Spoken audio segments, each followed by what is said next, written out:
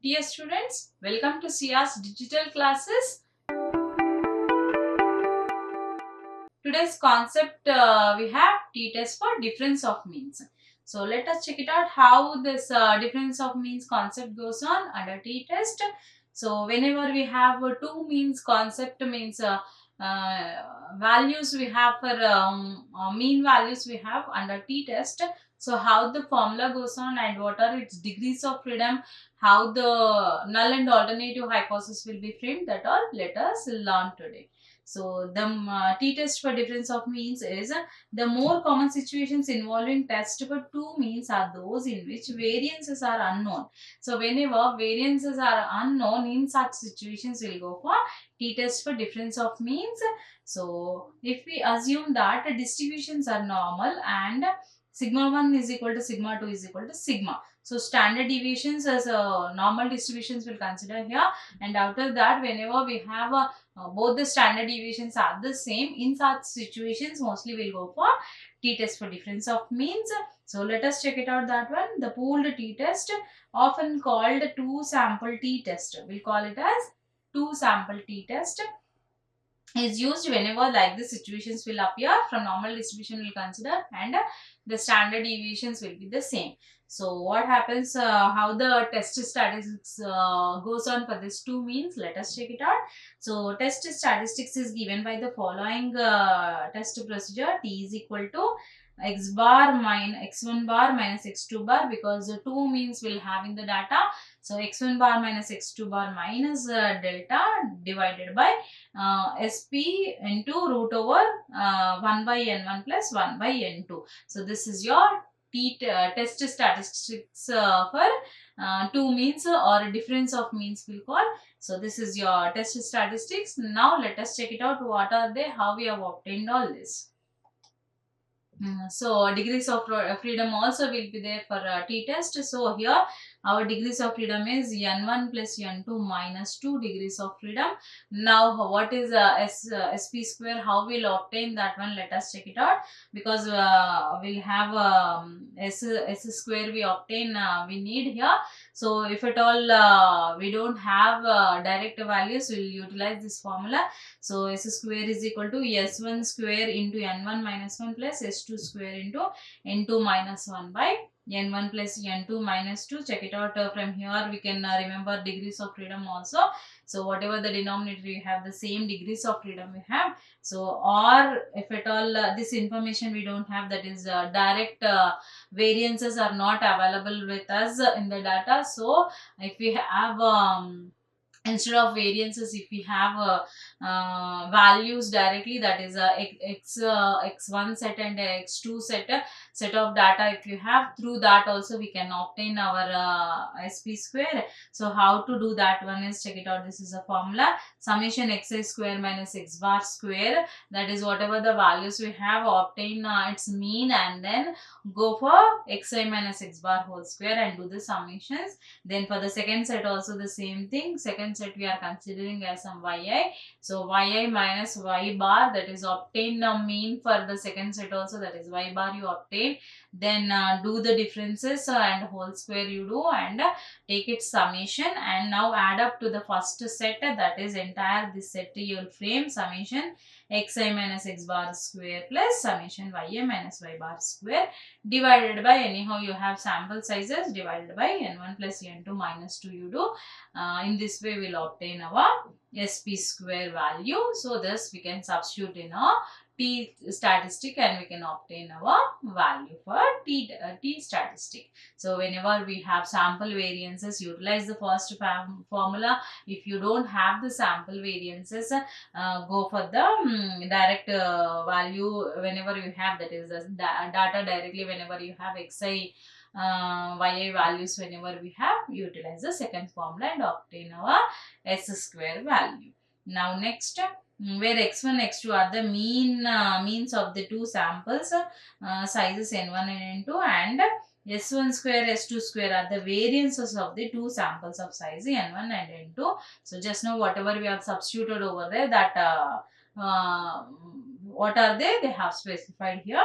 So mean values as well as variances values, those are Next, the critical region with this t distribution can be obtained in a similar way. So critical region also we can obtain because we have degrees of freedom with us. So critical region we can obtain using those values. Next example, let us consider how we'll frame alternative null hypothesis. That also through an example, let us have a glance on that. So for example, when alternate hypothesis mu1 minus mu2 is not equal to delta, the null hypothesis is not is rejected. Rejected when minus t alpha by 2 comma its degrees of freedom is less than t is less than alpha by 2 with its degrees of freedom. These are the limits, and it is h naught is not rejected under these certain critical values or the table values will call. So using degrees of freedom and LOS will get the critical values, right? So using this particular formula will get our alternate and null hypothesis whether to accept or reject. So H naught is accepted whenever such situations we have. With these limits will accept null hypothesis or will not reject word they have given here. So don't get confused. Here H naught is accepted whenever in this range our calculated value will fall. So we'll accept that values of null hypothesis. And the critical region is t less than minus t alpha by 2 with degrees of freedom, or t less than t alpha by 2 with its degrees of freedom. So critical regions obviously will get using these particular formulas. So table value will call critical region nothing but using a table value will get alpha based on alpha and degrees of freedom. So these are the t value whenever it is less than, we'll go for the values using this formula. Next, critical region for testing H naught mu1 minus mu2 is equal to delta. The alternative hypotheses are, so critical region we are using for null hypothesis. So if at all is a null hypothesis, this is a condition. What does is alternate conditions? Let us check it out. 3 different conditions will get for this t test. Whenever H naught mu1 is equal to mu2 is equal to delta, we are considering as null hypothesis. 3 different conditions will frame for alternate hypothesis. Now let us check it out. What are they? First one, mu1 minus mu2 is not equal to delta.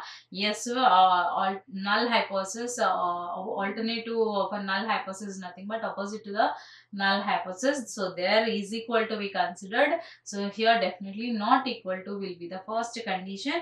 Or if at all you are not taking not equal to, it goes to the greater than symbol. So that is your second condition, mu1 minus mu2 greater than delta. And obviously the one more condition is mu1 minus mu2 less than delta. So these are the 3 different conditions we have. So t less than minus t alpha by 2 or t greater than t alpha by 2 will be the critical value whenever alternative hypothesis we have in this way. So t greater than t alpha for greater than type. Here also greater than you will get, less than means less than here with the t values. So this is how we'll frame the alternative hypothesis for this particular type of data. So this is your null and alternative hypothesis for the particular formula of t-test for difference of means. Now we have some conditions where we need to utilize difference of means formula. Some conditions we have. Let us have a glance on that also. So first point is the two sample t-test cannot be used if sigma 1 is not equal to sigma 2. In first only while discussing difference of two means in t-test, first only I have explained both are equal. Sigma 1 is equal to sigma 2, which we will consider as a sigma, that is a single standard deviation. As a single standard deviation we will consider. Then only we went for test statics and all, right? So definitely whenever you want to utilize this two sample t-test, obviously we have to get both the standard deviations as equal. If they are not equal, we cannot proceed with this particular formula. That is your first point.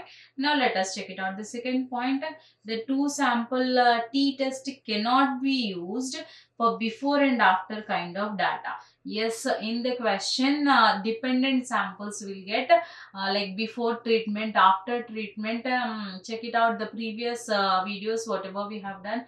There we got the problem like before treatment, after treatment, or like you have joined an institute coaching center. So before joining, what is your knowledge level, and after joining, what is your knowledge level? Like that of questions they will ask in the exam, or like that of data will have. In such type of data we cannot use this sample t-test for 2 means, because here definitely the data should be independent. Data should be like, if it is before and after type of data, what happens, they are dependent samples. So directly like we cannot apply 2 means because it's a data of paid samples obviously. So we cannot go for two samples, independent samples only. We can go for two test, two means data for t-test. So if at all such type of data before and after values will get, it is a clue that we have to go for paid test. So paid t-test will utilize t-test only based on the data. If it is dependent data, we'll go for paid t-test, not the two tests for two means for t-test. So we can't utilize this particular test in such type of paid data. So that's what they have mentioned. Naturally, that becomes a paid data, and we cannot utilize two means formula over there. So in other words, a sample must be independent for two sample t-tests. So that's what I've explained here. Independent samples, whenever we have, in such situations only we'll go for using t-test for two means. If it is dependent, if it is equal data we have, dependency we have, we'll go for paid t-test. That also we have done in another session. So check it out, that video, if you want to learn for paid t-test. So this is the concept of t-test for independent samples, or t-test for two sample means we'll call. So hope you have understood this concept of t-test. So see you all in the next session. Thank you.